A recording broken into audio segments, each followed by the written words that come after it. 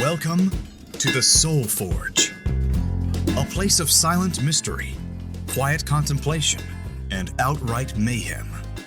Join your host, Sean Vanderloo, as he guides you through the adventures of living. Together, we'll talk about life and love, sex and dating, joy and heartache, memories and loss, and so much more. Don't worry, it's not nearly as pretentious as it sounds. Get ready for life, the universe, and everything on the Soul Forge.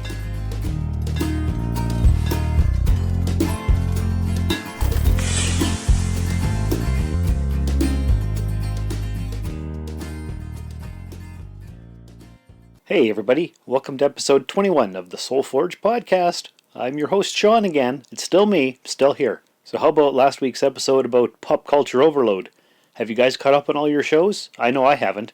Right now I'm trying to watch Stranger Things Season 2. That's the thing that just came out this past Friday. If you don't know what Stranger Things is, it's a show that takes place in the early 80s and it's on Netflix. And if you haven't heard about it, I'm surprised because it's all over the place. But we're not here to talk about Stranger Things. This day that I'm recording the podcast, it's October 30th. Tomorrow is Halloween. But this past weekend, we had, by we I mean the Northern Ontario Expo. See, here in Timmins, and I don't know if I've mentioned this on the show previously, we have what's called NOE, or Northern Ontario Expo. And it's basically Timmins Comic Con. It's our Geek Fest. It's been running 7 or 8 years. And for the last year and a half I've been on the board as well. I used to just go to the events and enjoy them, and I recently joined up, see if I could help out, maybe improve it a little bit, whatever. Just be part of things, get into the heart of the geekiness of the Timmins community. So on the 28th, which was Saturday, we had the 4th annual Timmins NOE Comic-Con Halloween Bash. Big dance. I think it was a pretty good success. We sold out the tickets, which is always nice. I think we've sold out almost, every year. I know last year we did, and this year we did for sure. The 2 years previously, I was just a participant, not on the board, so I don't really know. But there was drama because about an hour and a half before the party was to start, that part of the city where the convention hall was located lost power. So Jason, our president, he was freaking out, and we thought we were going to have to cancel the event and refund all the tickets and bring back all the booze that we had purchased. And luckily, about a half an hour or so before the event started, the power came back on. So crisis averted. And why am I telling you about this? Well, because I was the bartender for the evening. And I'd never bartended before, but back in the day, I thought I would be a bartender. I think this was I was still living in North Bay, so pre-2003. So maybe in 2001 or 2002, I was going to take a bartending course at the college, but not enough people had signed up. So what they did instead was they just had a one-night course where we got our Smart Serve. The board of directors for the NOE said, hey, who has their Smart Serve? And of course I had my Smart Serve, and a few others did. But I was the main bartender for the evening, and I didn't get to dance, I didn't get to drink, I didn't get to have fun with everybody, but I did get to serve a lot of booze. And that was all right, that was different. This whole idea brings me back to what we want to do in life.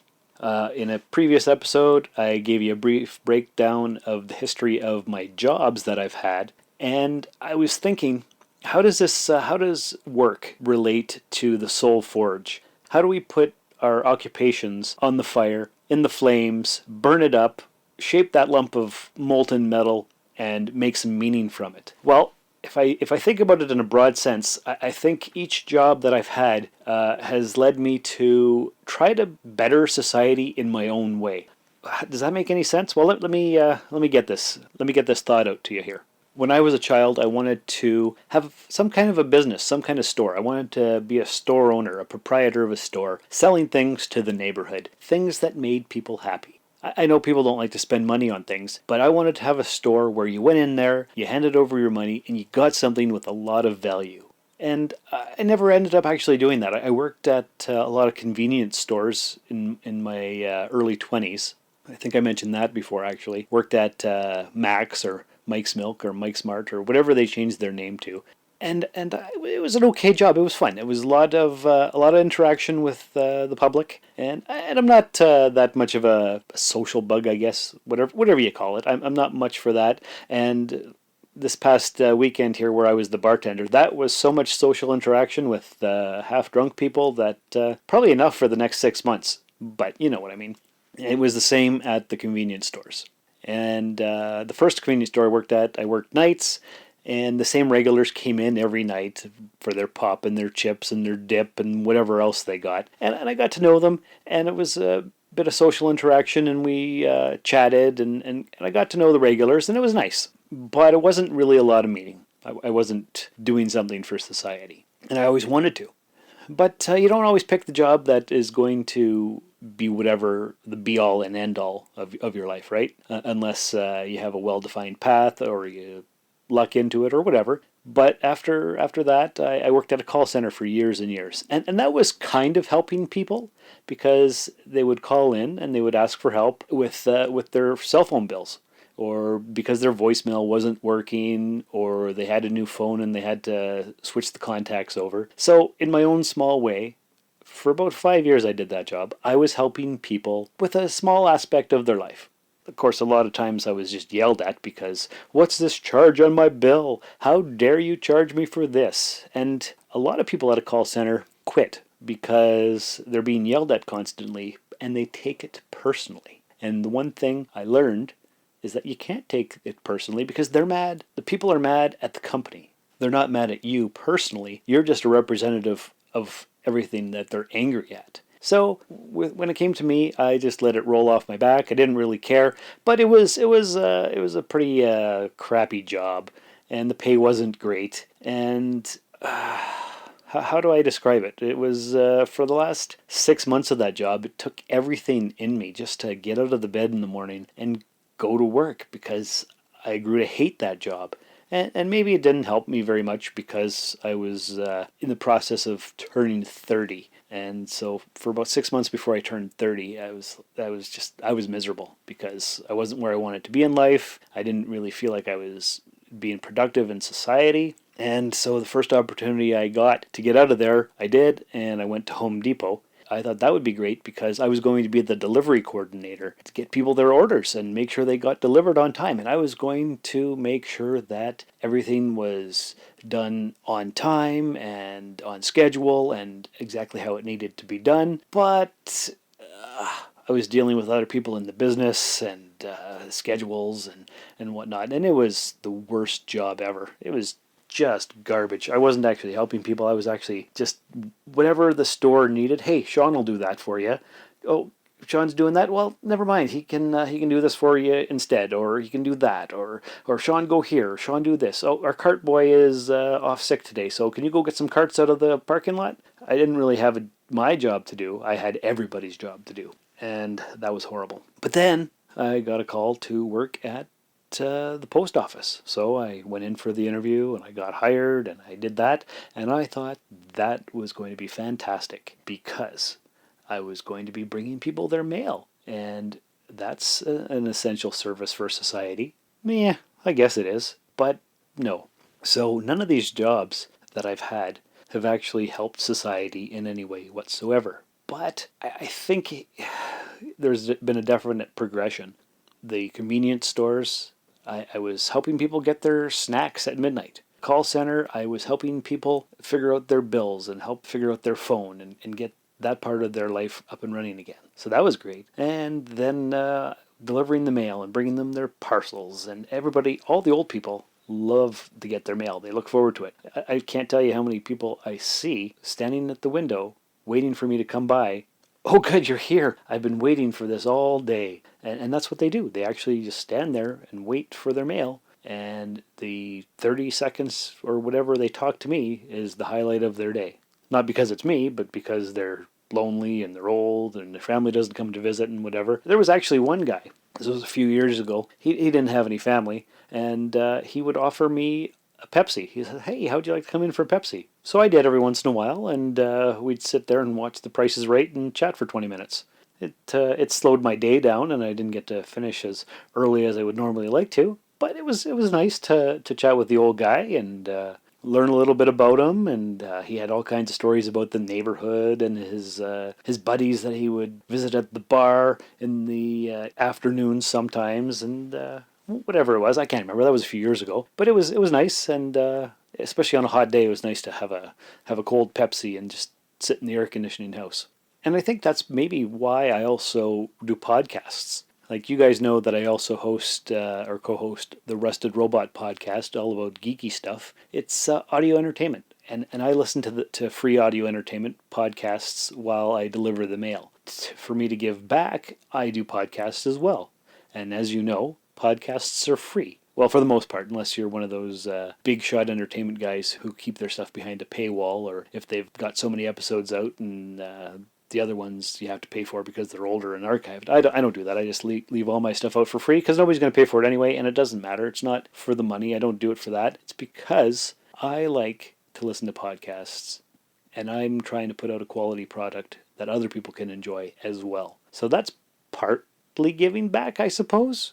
In the grand scheme of things, I don't know if it matters. I don't know if anybody knows anything about the grand scheme of things, but who cares, right? We do what we do because we love it, and that's good enough, I think. If you are loving this podcast, you should tell a friend about it. Spread the word about podcasts you think they would enjoy. There's something for everyone, from entertainment and lifestyle To news and politics and more. Share it on social media. Believe it or not, some people don't know how great podcasts are. or even how to find and listen to them. You can help change that with a click. Tell your friends about your favorite podcast. Thanks for spreading the word. So anyway, that's where I stand on the issue of trying to improve society in my own small way. But now I'm going to turn it around, and I'm going to tell you a little bit about what it's like to deliver the mail. Now, this may surprise a lot of you, because before I applied at the post office, I had no idea either.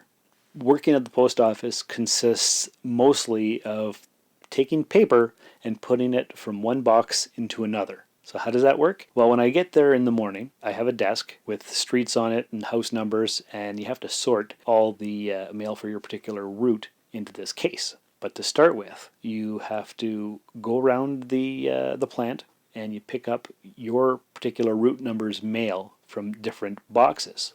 So you pick up the magazines, you pick up the letters, you pick up the parcels, and all this stuff are in boxes or tote type things like trays, and so you pick that up and you bring it to your desk, and then you take the mail from the box and you put it on your desk, and then you put it into the little slots or small boxes, and the whole case is a great big box with slots in it. You're taking the mail from the slot, you put it in the other slot, and then when your day is done, you've got all your mail, your morning's done, I should say, then you have to tie it all out in the walking order. And you have to put in little flasher cards for your parcels, because that doesn't go in with the mail because they're too big. So that they get carried on the side in your bag, your mail bag. And so what you do is you take all the mail out in your route, and you tie it up and you put it in bundles and you elastic it, and then you take all that bundle for that particular walking section, you throw it in a bag, and you put a tag on it, goes on a cart. And then other guys take your bag of mail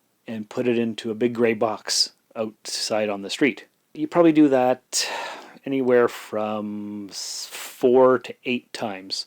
Because you don't just have your mail for the day with you when you start. You have some mail, you put it in your bag, you start walking your route, and then when you run out, by that point you've reached your relay drop box. That's what those big gray boxes on the corners are called, relay boxes. So you go there, and hopefully by the time you get there, the guys in the vans who take your mail out there for you have put the bag in the big box. So then you take the bag out of the big box and you put the mail in your mail bag, and you keep walking and you keep putting it, and then you go and you put it in your customers' mail boxes. So that's all it is. It's paper pushing. It's pushing paper from one box to a bag to a box to another box, and so on and so forth, for anywhere from 6 to 8 hours a day.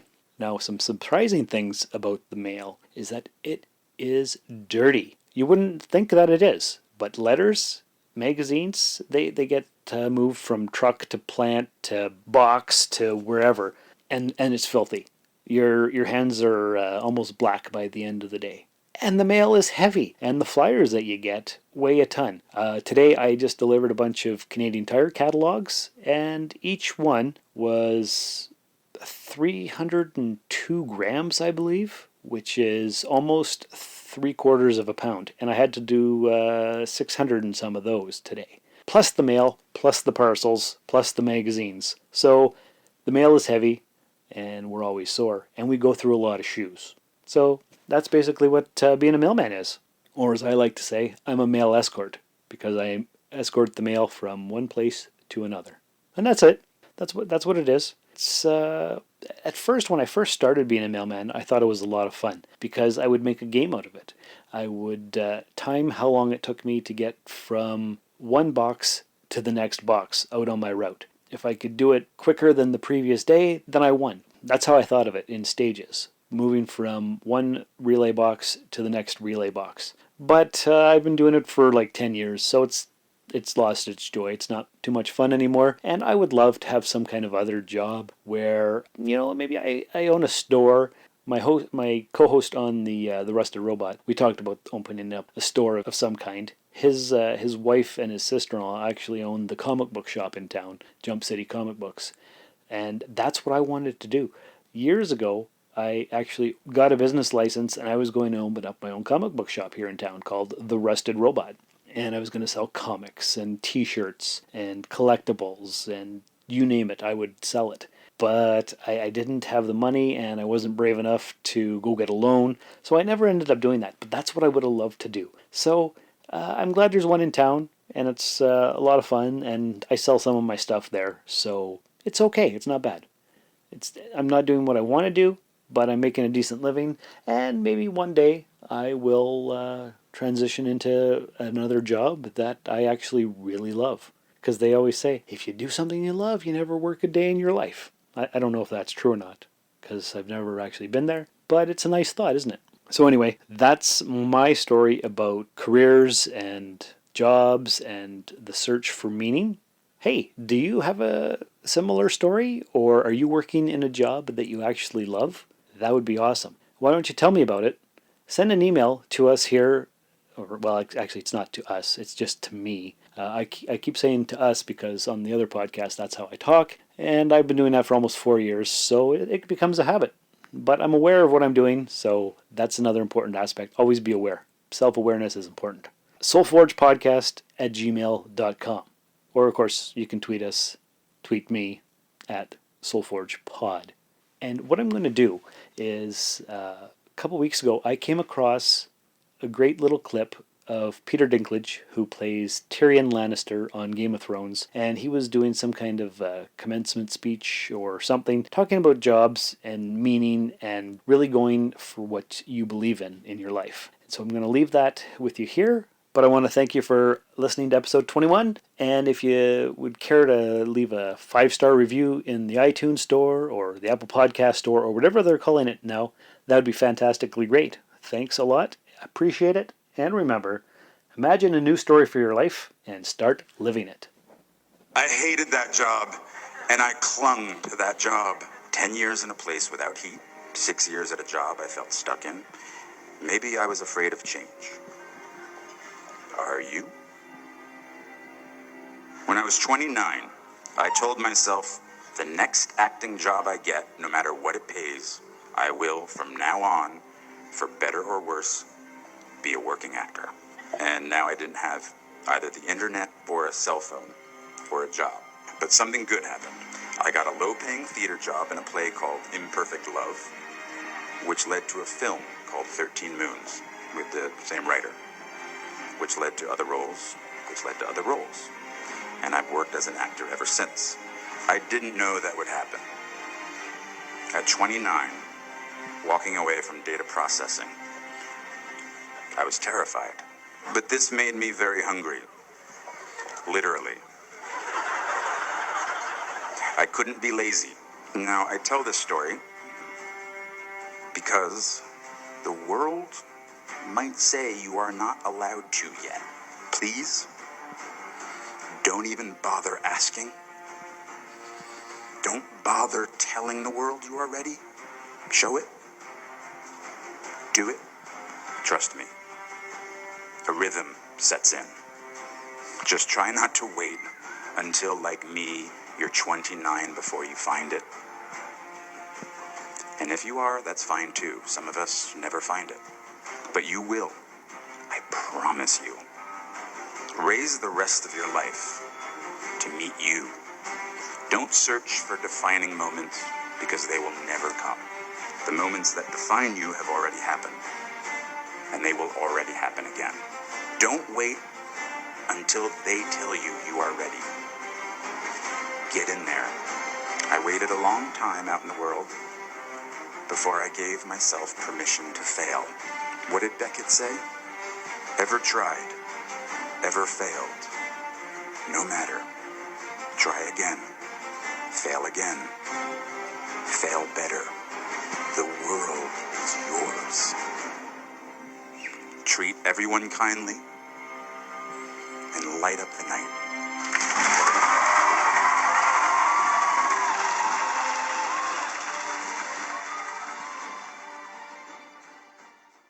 This has been another episode of the Soul Forge Podcast with Sean Vanderloo. If you'd like to contact the show, email us at soulforgepodcast@gmail.com. We are SoulForgePod on Twitter. You can follow Sean on Twitter and Instagram at Darth Vaderloo. Please rate and review us in Apple Podcasts or the podcatcher of your choice. To support the show for as little as $1 a month, visit patreon.com/Darth Vaderloo. Thanks for visiting the Forge. We will see you for the next episode.